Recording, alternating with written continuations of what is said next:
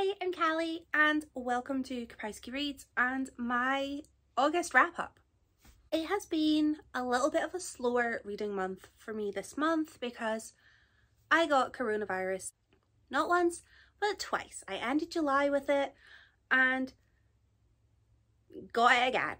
So I have been mainly unwell and kind of struggling to concentrate a little bit. I have finished a decent number of books, but I also had some books that I just thought, I'm not in the right brain place for you right now, but I will come back at a later date.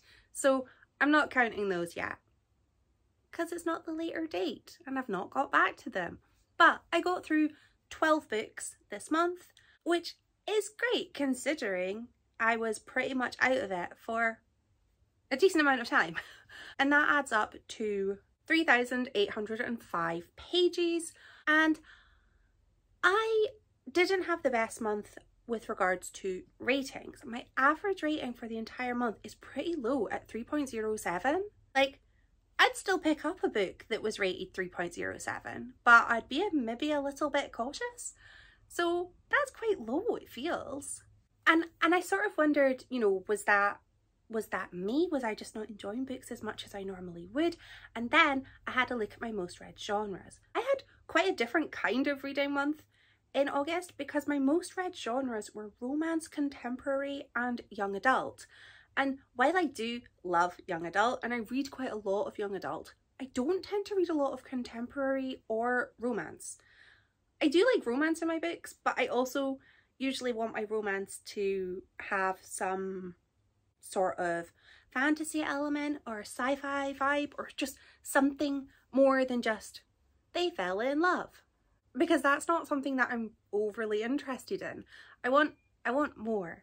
So I wonder if that's maybe why my overall ratings are a little bit lower.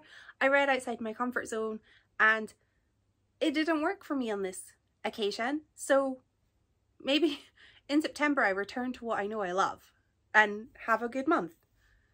But I did get through 12 books, had a good time with a lot of them, and I had 3 favourites. So I'm gonna let you know what those were. So my first one is Influencer Island by Kyle Rutkin. This was basically influencers go to an island and they have to do a murder kill. And some of them were kind of okay with that. Which was, I don't know. I was going to say it felt realistic. I hope it didn't. But I felt like the characters in this book felt realistic. And they felt like I could imagine what their Instagram account would have looked like. And I really loved it. It was very creepy and very chilling, and it just sort of got in my head, and it was very psychological, which was something that I really enjoyed. And it was set on an island, and I am always looking for a good book set on an island. There's something about islands that is like my perfect setting for a book. I want a book on an island, but I want it to be a good story, and this was a really good and enjoyable story that just kept me thinking, and it kept me guessing. I did not see any of the twists coming, so that was a huge thumbs up for me. And while the plot of this was wild, and I hope it never happens, it was something that I could kind of see it happening, if that makes sense. I don't want it to, but it's the sort of thing that if I read in the news that there was an island where a bunch of influencers had gone to, you know, take out the competition, I'd probably be like, oh, well, that's horrible, but I believe it. So it was a really enjoyable read for me. I really liked it, and it wasn't too gory. I'm a huge wuss. I'm not too good with loads of gore and violence, and it wasn't gratuitous. It wasn't over the top. It was very fast paced, and it was all told through transcript of a podcast, which was not the first oddly formatted book that I read and loved this month, which was so unusual, and I was in for that. I really liked that. Another book that I loved this month that had an unusual format was, I reach for it, Glowglass by Kirkland Ciccone. This book took the format of, again, a transcript, but a transcript of a VHS recording of the main character, Starsha, describing her life and sort of forming a video diary. And Starsha was not a normal teenager. She had survived some poisoned breakfast in the cult in which she was born and raised, and was one of the 2 survivors. And this book was all about her having to go to high school, navigate that while navigating her different family life, and sort of try to get used to life without the father, who was the cult leader.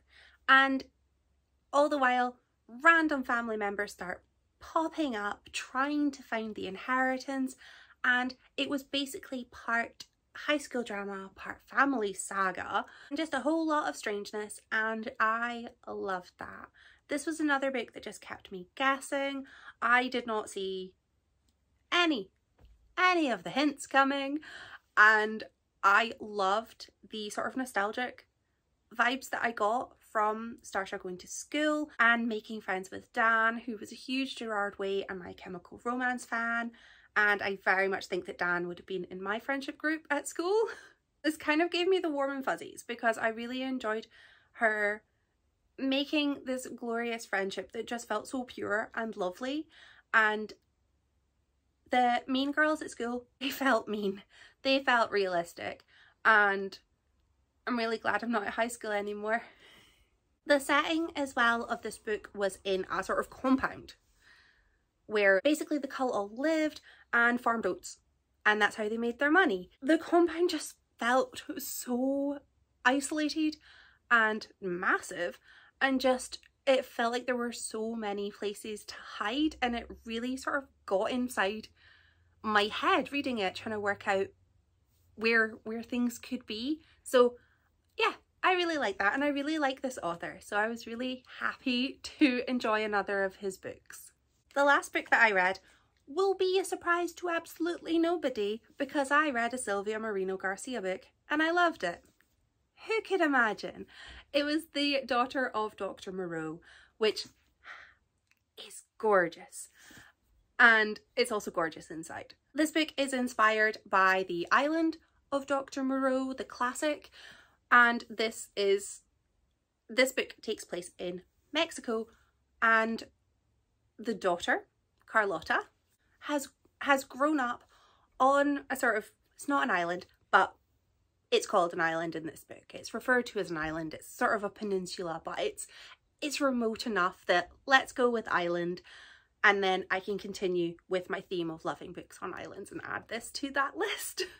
And yeah, so there's Carlota and there's also Lowton, and so Carlota is the daughter of the doctor and Lowton is basically his assistant, and the book is dual narrative, love that, and is all about their lives on the island and their life with the hybrids and with the rich benefactor of the island and the poor decisions that are made by some of the people in this book. I loved the hybrids. I loved the hybrids in this. They just felt so likeable and realistic, and they just were fully formed as characters. There were so much more than just, you know, the manimals that we know from The Simpsons, which I know is not the best reference when referring to a classic. This book is sort of part romance and part family drama, and just the atmosphere of this book was just, oh, it was so creepy.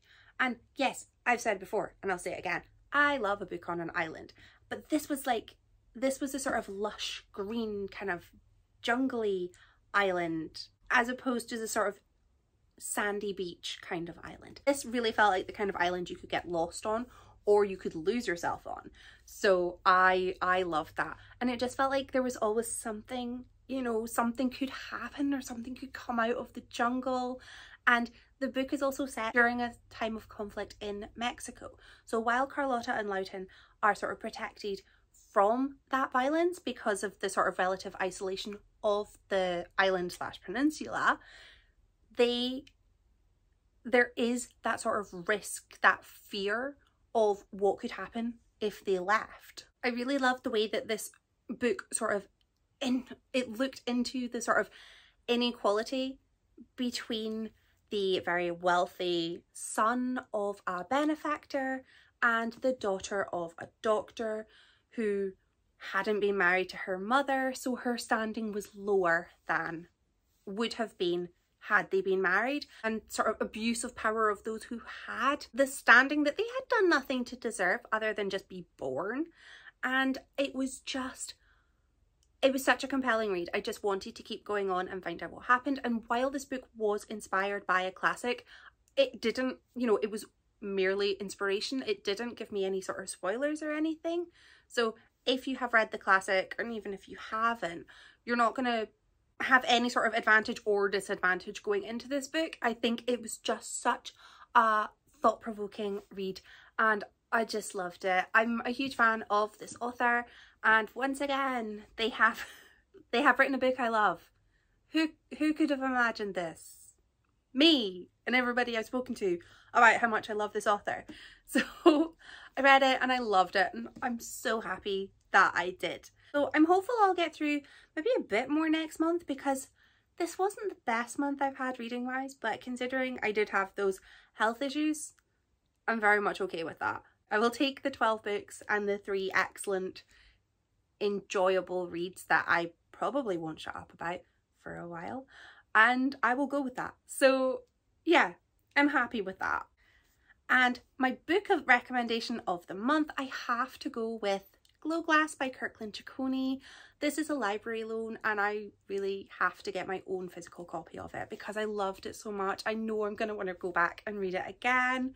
So this is my book recommendation for August. And if you've read anything excellent this month that you want to recommend, I would love to hear it. And I'd love to hear how you got on in August. Thanks for watching.